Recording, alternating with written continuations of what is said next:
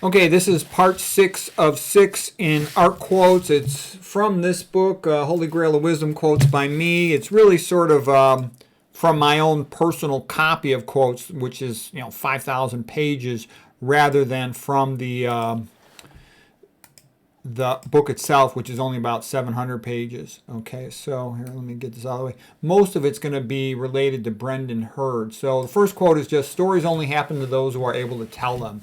Yeah, it's been my experience that most people can't really articulate themselves well, can't handle themselves in debate, and they can't write a sophisticated letter. And because of that, I've seen people like that get pushed around a lot because they're not able to defend themselves. They can't speak up for themselves. And that's most people. So it's worth one's while to read and develop writing skills and speaking skills so that people are less likely to mess with you.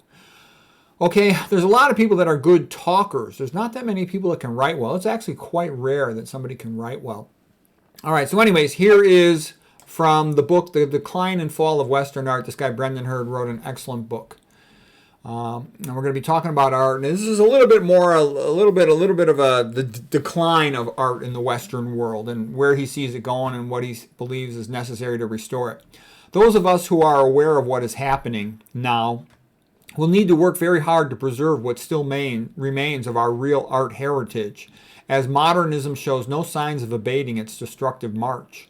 Modernism and postmodernism have no sensible practical difference whatsoever. So he's making the point is all of Western culture and civilization, our art, our literature, our sculpture, our architecture, it's all being destroyed. And most people are too ahistorical and stupid to realize it. But for the people who are aware of such a thing, you can see it happening. It's a big deal. So I'm doing my little part here to try to educate people about this because you have to know your history in order to care about your history, in order to preserve your history. And if you don't know your history, you basically go extinct as a people. And that's what's happening right now. And the long-term goal is slavery, okay? And, the average person is such a fool, they don't even understand that. But it's obvious to anyone who studied history. So let's listen to Brendan Hurd continue. Postmodernism is just an invented category to pretend that there are movements evolving beyond modernism. Today, traditional art is associated with patriarchy and oppression, despite its objective excellence. Such a philosophy is obviously the champion of mediocrity and decline. For the true artist of today, there is no outlet at all to speak of, let alone to flourish within. Yeah, and that's another thing, too. I've seen some art students, they go to college and they just do this modern art nonsense. They don't learn anything. It's a complete waste of their time. And there actually are some very good painters and even sculptors, but they don't get any publicity, so it's hard for them to make any money. Okay, so now he continues. When you see a Greek sculpture, you sense immediately the greatness of the underlying civilization and philosophy. Who made this? What is the mystery of this achievement? You know that you have been the witness to something artistically superhuman, and that the realization can never be unseen. Okay, and you know also in an instant the near impossibility of surpassing the maturity of that idealism. Yeah, you see the ancient Greeks, you read one of their plays, you see their sculptures. It's so extraordinary that the ancient Greeks were head and shoulders above any of the other ancient cultures. There's no other ancient culture even in the ballpark of the ancient Greeks. The Romans, which were like the massive culture, they existed over 1,000 years, the monarchy, the republic, and the empire, they just, at least they had the brains to take up what they had learned from the ancient Greeks. Athens, around 400 BC, was just incredible. The next great culture after that would be like Italian Renaissance. And then the next after that would be sort of the Victorian Renaissance combined with the Catholic Revival of the 1800s and other parts of Europe at that same time as well. Same thing with the Italian Renaissance, other parts of Europe as well.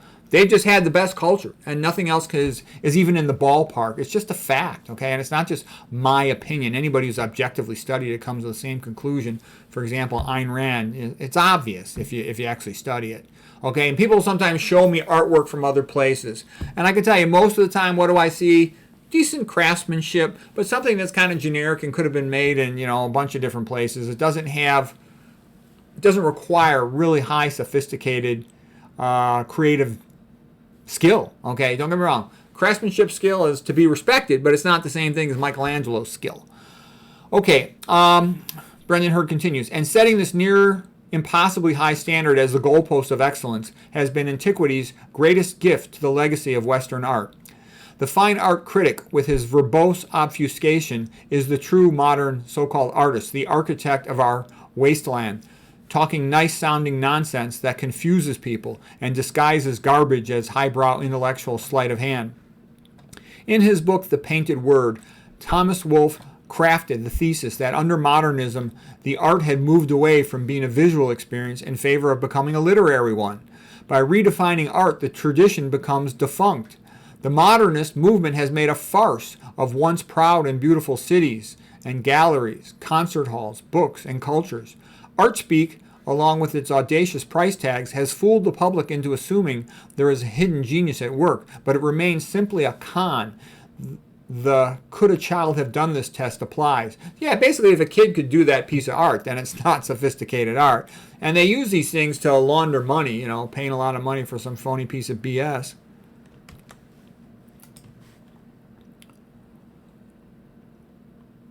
Okay. The test can be applied to Kandinsky's work, and the answer is emphatically yes. Modernism and postmodernism are the same root philosophy, which is no philosophy at all, merely an art-speak exercise. Their goal is to present intentional nonsense, and nonsense is hard to categorize because there's no sense to it. Picasso was a con artist. Merely look at Picasso's most famous works and ask yourself, what exactly is so good about this?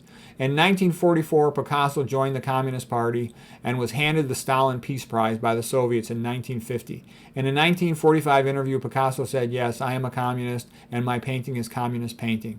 Picasso was, until his death, a loyal member of the Communist Party. If you study Picasso, you'll see what a scumbag he was. He really was a total fake, and he was sort of an evil guy. You won't like him.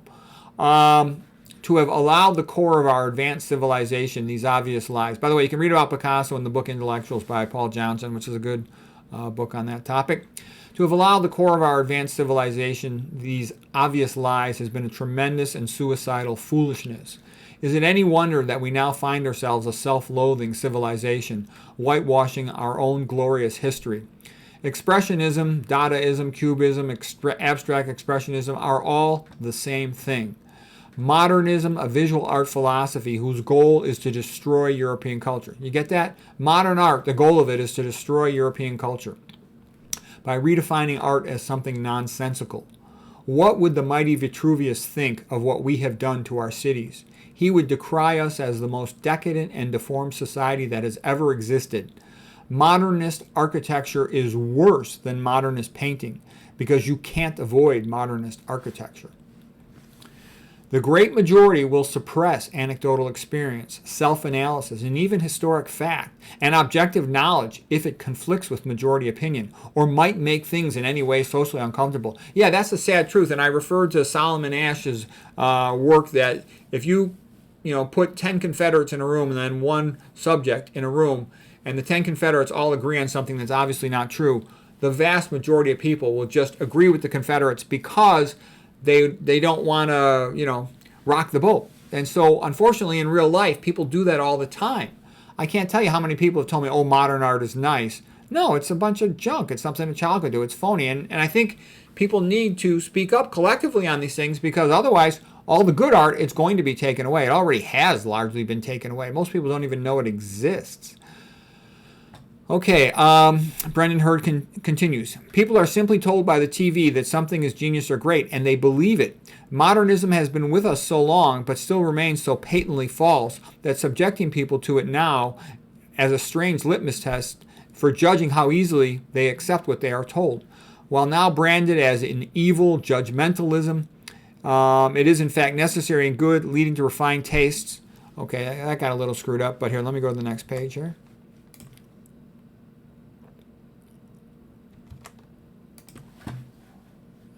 Shrink my thing here. And even more taboo terms. Despite all we have been taught, discrimination is morally right, if only because it is an unavoidable aspect of reality and human nature. Yeah, you have to discriminate. You have to say this is good and this is not good.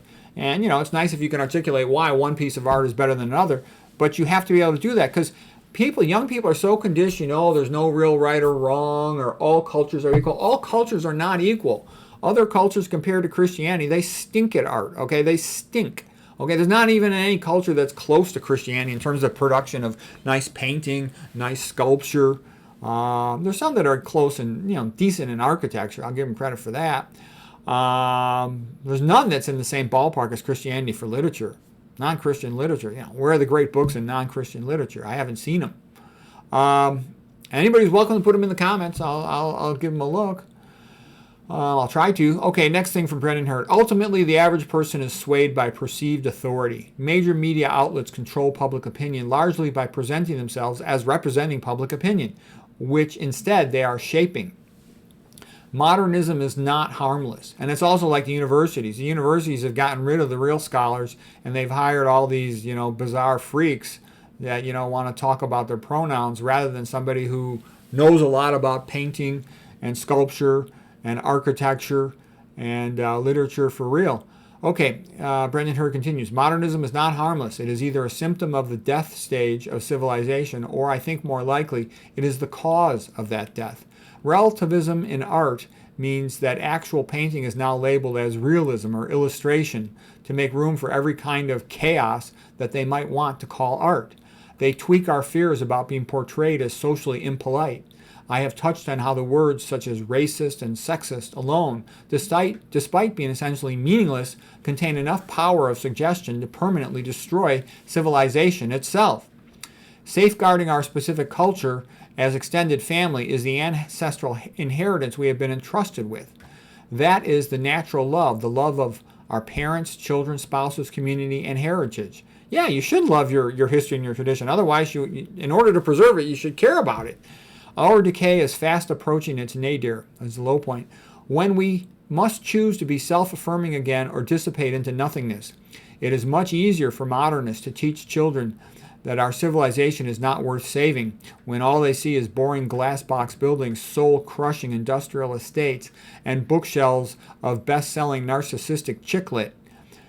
Most education today is really a brainwashing in the equality doctrine that makes the untalented think that they are geniuses and the geniuses question if they have talented. Yeah, basically kids are being trained and conditioned to think that Western civilization is not worth saving, when in reality, Western civilization is the best that mankind has ever produced. And if you disagree with that, show me the equivalent anywhere else. It doesn't exist. That's why everybody wants to move to it. Women are far less likely than men to question on any grounds concepts handed to them from authority. Women are less inclined as a group, this is Brendan Hurd's book, less inclined as a group to sport opinion which has no social rewards. Females carp about equality and want to be in the workforce, but they don't want to be in the coal mines, the sewers, or the foundries. Women don't have the physical strength a man does. They just got the little tiny shoulders. And all this feminism, in my opinion, now this is me talking, not him, I think it's insane. It's crazy. Because now you got men in female sports and they're physically getting beaten up. A female, MMA or boxer, they can't fight with a guy with his big shoulders. They're just going to get hurt. And then on top of it, with all this desire, career, forget about being a mama, they're not having kids. And a lot of them forget to have kids till in their mid-30s, then they're infertile. I see that every day. That's common amongst female doctors. I know a lot of really pretty, real nice female doctors that forgot to have kids. They're in their 40s now, and they're probably never going to have kids. And there's nothing wrong with them. They're nice women. That's what they say. The higher the academic IQ, the lower the biologic IQ. Because when they get older, what they're going to want is wish they had family. They're going to care about that a lot more than their job. Okay, a woman's tendency for security does not lend itself to artistic creativity, and her emotional way of interpreting the world does not fit consistently with any of the sciences, true art being a science. Overwhelmingly, as in other fields, it is men who push historic art movements and accomplishments. This is a natural limitation, as natural as men not being able to give birth. Well, I think that's part of it. A woman, most of the females I know, by the time they hit their mid-30s, they're taking care of their babies, and that's their highest priority in life, rightfully so. And what I mean by that is, a man, we don't have babies, okay? We got to do something. Plus, the other thing is, I see some of these pretty female doctors, I run into them quite often. They work, they like it, they're happy they were smart and got through medicine, they're doing their medical stuff. But what I'm trying to say is, They don't have a sense of urgency about them typically. They don't read because they got to take care of their kids if they got kids. But even if they don't have kids, they don't seem that curious about reading. I never talk about books with them. And what I'm getting at is, if a woman is even kind of attractive, she knows she could get a man pretty easy and he would be happy to pay her bills. When a guy's sleeping with a woman and likes a woman, he's quite more than happy to pay all her bills and take care of her. Versus with a man, no one ever will pay a man's bills. No one in a million years would ever pay a bill for me. So what I'm trying to say is, a man has more motivation that he must achieve because, if I don't stay competent and able to work, they'll leave me to die in the gutter, okay? Versus, some of these beautiful women, they know they're going to be taken care of even if they don't work another day in their life. They don't have to push themselves as much. It's just a fact, okay? And it's ridiculous to pretend it's not a fact. All this loss of gender roles is leading to an infertile society and no children and the collapse of civilization. It's kind of a big deal. It's ridiculous to pretend that men and women are the same. Is there anybody out there whose mother and father are the same? Is there anybody out there whose sisters and brothers are the same? Of course not. Whose aunts and uncles are the same? Of course not. There's certain characteristic things that are typical of women and that are typical of men. It's just a fact. Okay, he continues. To attempt to unbalance these gender roles goes against nature and it invites death. And that is what we have done. Women tend towards an irrational hyper-egalitarianism. They chat at the opera because, for healthy biological reasons, the social aspect is what is most important to them, not the art. Dodo-like innocence, culturally defenseless. Examine any bookshelf of historic literature and you will see it is entirely male. They acted by force of will or divine guidance with goodness and truth aimed at self-improvement. Bookshelves of real knowledge are filled with the writing of European men. Okay, this is Brendan Hurd's book on art and literature and the collapse of Western civilization. He continues, there has been exactly zero benefit to us. Wow, he doesn't think women did much in writing. There's some women who did some really good books. Ayn Rand did a great book, Atlas Shrugged, Anthem, and some other ones. What's her name? Pride and Prejudice. Jane Austen wrote some really good books, Sense and Sensibility, and a couple other ones. Amy Tan, I think that's her name, did some good books when she wrote about Tiger Mom, and she wrote another book about which ethnic groups do well in school and why, and that was a pretty good book. Ann Coulter is a brilliant writer. A lot of people like to complain about her, but man, she's a genius writer. She's the next best one after Ayn Rand. Okay, so for some reason he's getting into all this female stuff. Then he continues, a Renaissance man is versed in art, philosophy, and science, and neglects no aspect of either as his interest takes him. The Renaissance was largely fueled by a rediscovery of pagan texts and the philosophies forgotten by the masses, but kept alive by Christian monks. To Socrates, the philosophical virtue could guide a soul through the cycles and stages of life wisely. We will not regain our culture or art of any sort until we earnestly undergo a religious revival. Okay, well that's an important point, and a lot of people are aware of that. It's Christianity that held the culture together. And you get rid of Christianity, you don't have a culture, and you can criticize that all you want. You can stare at the wall saying Om if you want, but the reality is America used to be a high-level civilization. It is now collapsing into becoming a third world crap hole like many other countries around the world. And if you're okay with that, fine, but that has a lot of consequences, and that's one of the things, too. People talk about feminism. Well, the reality is, if feminism opens up all the you-know-what down south, you-know-what borders, then it's no longer safe for a woman to walk down the street in any of the big cities. So it sort of like destroys itself. And if it means that everybody's so poor that women have to work so much they don't have time to have babies, it means that you're going to miss out on the greatest joys in life. Any woman will tell you in her 40s that's had kids, that's the greatest joy of her life. So why would you want to miss out on that, to do some job where they could fire you in 2 seconds and they don't really care about you? That doesn't make sense. When I was a kid growing up, almost all of my friends' moms, none of them worked. I didn't live in a rich suburb. I lived in sort of a middle-class suburb. But it was just normal back in those days. Everybody was married. There's like one kid had a divorced mom, and then she would work, okay, so they could have a party at his house. Okay, everyone else, the moms were home. They didn't work. Okay, let's see. To Socrates and others, all right, here we go. Neoplatonism strongly influenced Christian theology throughout the late antiquity and the Middle Ages. This was largely thanks to the Christian writers such as St. Augustine of Hippo, Dionysius the Areopagite, and those who were influenced by Plotinus. There is a slowly dawning realization amongst artists and philosophers that we cannot live without a metaphysics. That we, when individually or as a society, determine that religion is not true and we do away with the concept of God, it seems that we cannot do so without leaving behind that which is best in us. We see vividly that our artworks of today, all of which are failures, have the loss of a spiritual element. The direct relationship between spirituality and art is fundamental. We need to believe in ourselves in order to have good art. Inspiring art does require myth and self-belief. Cubicle zombies. Can Western civilization be saved? The puppet masters do not want art or ideas. They want a tactless strip mall population of spiritless drones. But our tradition is not gone from us. It's merely hidden. Okay, that's Brendan Hurd from The Decline and Fall of Western Art. So what he's basically saying is either we're going to have a Christian revival and a renewal of awareness of the great art of the past and the great literature of the past, architecture and sculpture, or we are going to continue to collapse and become a third world crap hole where it's not safe to walk down the street, where there's nothing but just stupid, there's no society. Look at it. All our universities are being destroyed by, political you-know-what correctness, by affirmative action, by hatred of meritocracy. Okay, I'm a minority. I'm a Puerto Rican physician. I'm Irish and Puerto Rican, but there's not a single place that ever wants me to teach their minority students, even though I'm a great teacher. I say it because what I'm trying to say is most affirmative action is fake.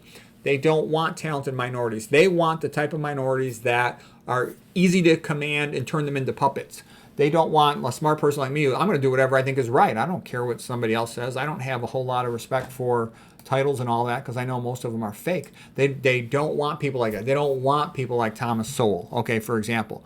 So anyways, this is the way things are going. Hopefully something is going to improve things in America, and it's going to improve again, but I hope it happens because I know the consequences. I've seen what happened to Russia in the 1900s. I've seen what's happening to Ireland right now. I've seen what's happening to England right now.